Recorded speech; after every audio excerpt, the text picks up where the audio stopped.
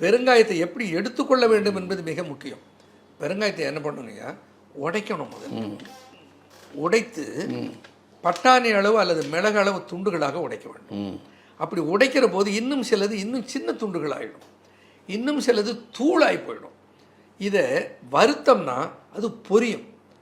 பெருங்காயத்தை பொரித்தால் பெருங்காயத்துக்கு சுத்தி. இது ரொம்ப பேருக்கு தெரியாது, அப்படியே போடுவாங்க. பெருங்காயத்தை பொரிக்கணும், வானல்ல இட்டு பொரிச்சோம்னா அது அப்படியே அப்பளம் பொரியிற மாதிரி பொரியும்.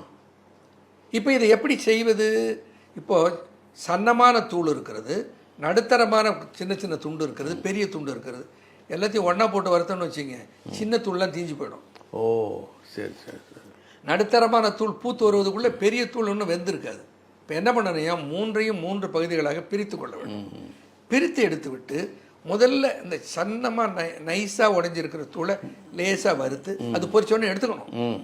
அடுத்து நடுத்தர சைஸில் இருக்கிறத போட்டு லேசாக வறுத்து அது பொரியும்.